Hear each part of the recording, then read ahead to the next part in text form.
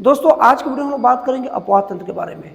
दोस्तों अपवाह तंत्र क्या होता है इसको समझने के लिए आप ऐसा समझिए जैसे कि हम लोग के घर में जो जल का निकासी होता है वो जल को बाहर निकास करने के लिए हम लोग पहले नक्शा तैयार करते हैं।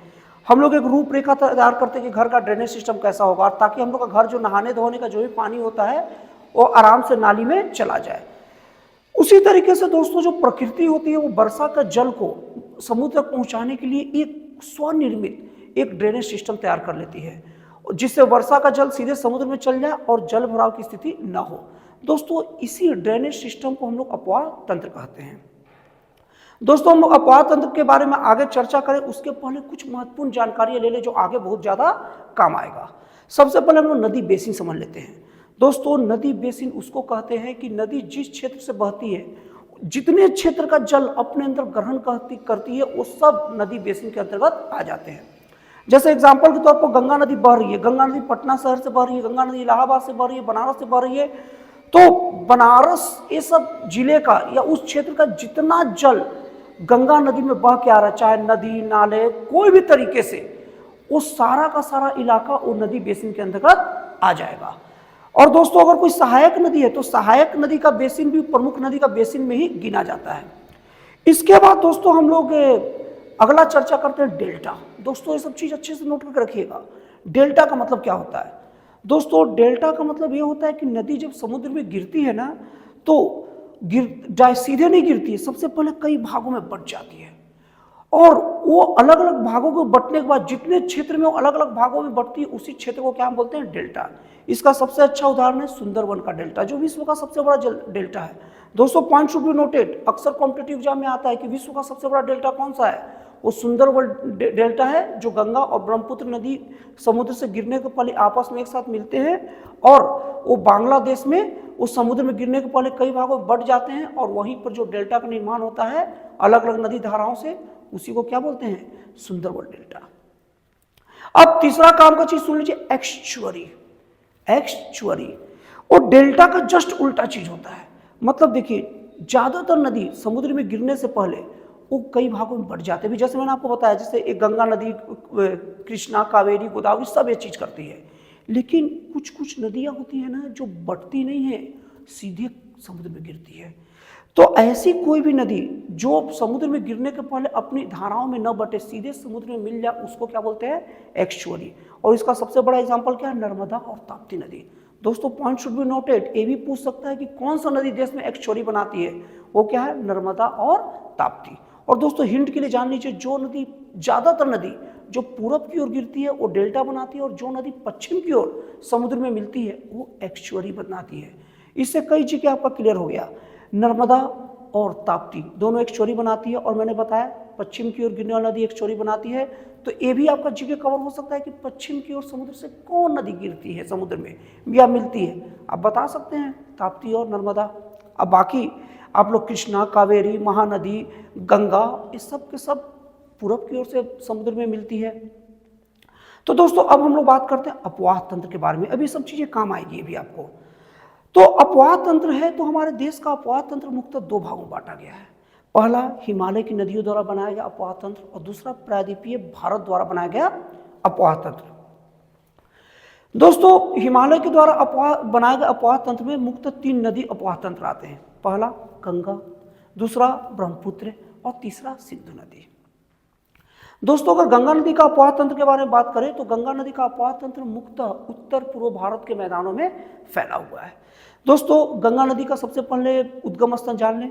दोस्तों गंगा का उद्गम गंगोत्री नाम के ग्लेशियर से गोमुख नाम के पर्वत से हुआ है। दोस्तों इसके बाद में गंगा हरिद्वार के बाद से पर्वतीय क्षेत्र से मैदानी भाग में उतर जाती है। पॉइंट शुड बी नोटेड, ये भी पूछा जा सकता है कि गंगा कहाँ पर पर्वतीय क्षेत्र से मैदानी भाग में उतरती, तो वो जगह क्या है? हरिद्वार। दोस्तों इसके बाद में गंगा प्रयागराज में यमुना से मिलती है।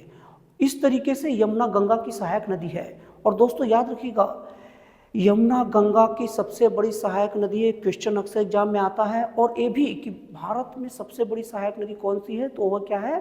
गंगा ही, यमुना ही है। अब दोस्तों इसके बाद में गंगा में आगे चलने के बाद सोन, गंडक, फिर उसके बाद में कोसी, काली, ये सब नदियों का मिलन होता है। इस तरीके से गंगा पूरा अपना एक बेसिन तैयार करती है। और उसके बाद में गंगा समुद्र में सीधे अकेले नहीं गिरती। दोस्तों, गंगा का उद्गम तो भारत से हुआ है, लेकिन गंगा का जो समुद्र मिलन है वो भारत में नहीं होता है, वो बांग्लादेश में होता है। दोस्तों, गंगा समुद्र मिलने से पहले ब्रह्मपुत्र नदी से मिल जाती है और दोनों नदी एक साथ मिलती है, जिसे संयुक्त रूप से मेघना कहते हैं।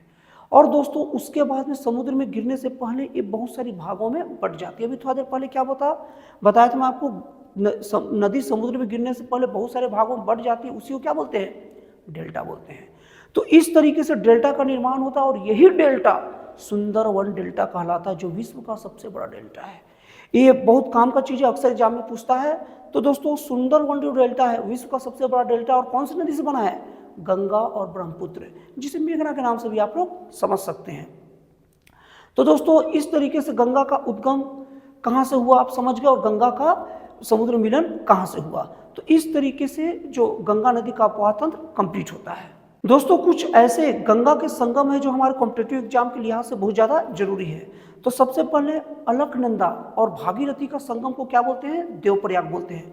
अच्छे इसको नोट करके रखिएगा। उसके बाद अलकनंदा और मंदाकिनी के संगम को रुद्रप्रयाग बोलते हैं, और उसके बाद अलकनंदा और नंदाकिनी के संगम को नंदप्रयाग कहते हैं, और उसके बाद गंगा और यमुना के संगम को प्रयागराज कहते हैं। तो ये सब चीज़ों को आप अपने दिमाग में रखिएगा, जो आप कॉम्पिटिटिव एग्जाम के लिहाज से बहुत ही ज़्यादा जरूरी है।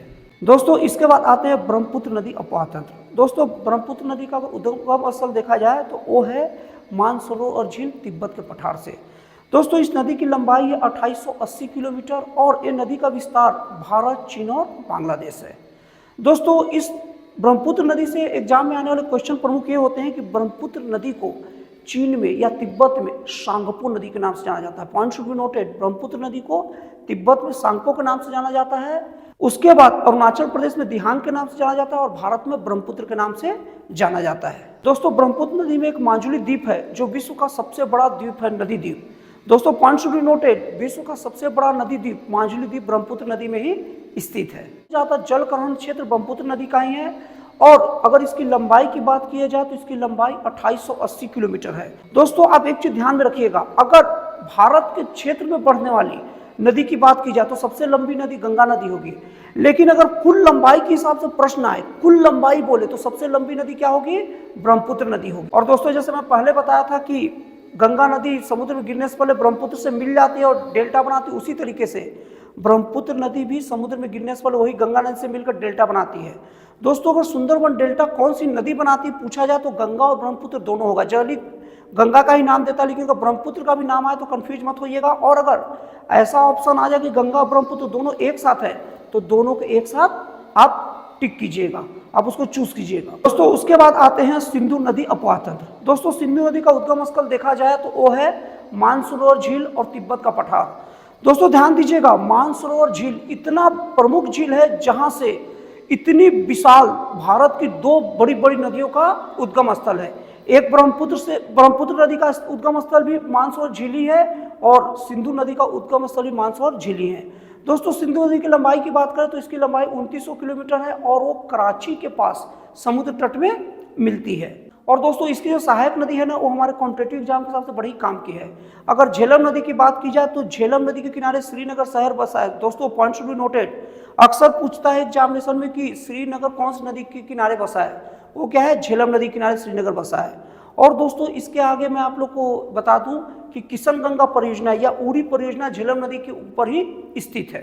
और दोस्तों, उसके बाद बारी आती है चिनाब नदी की। दोस्तों, चिनाब नदी सलाल और दुलहस्ती परियोजना संबंधित है। दोस्तों, point should be noted, Salal और दुलहस्ती नदी परियोजना से कौन सी नदी संबंधित है? चिनाब नदी इससे संबंधित है। दोस्तों, इसके बाद अगर सिंधु नदी की अगली सहायक नदी की बात करें तो वो कौन सी नदी है? रावी नदी। और इस नदी का प्रमुख विशेषता यह है कि इसी के तट पर दसराज युद्ध हुआ था, जो बहुत ही ज्यादा प्रसिद्ध युद्ध है।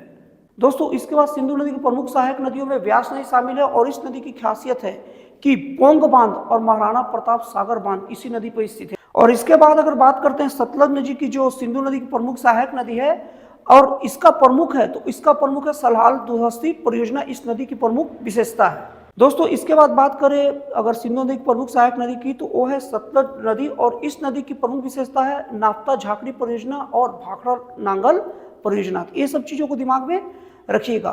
तो दोस्तों इस तरीके से हिमालय की नदी अपवाह तंत्र का ये भाग कंप्लीट होता है और ये वीडियो बड़ा बन जाएगा। इसके लिए जस्ट अगले भाग में मैं आप लोग को प्रायद्वीपीय भारत की नदियों के बारे में बताऊंगा और उसका अपवाह तंत्र का चर्चा हम लोग करेंगे।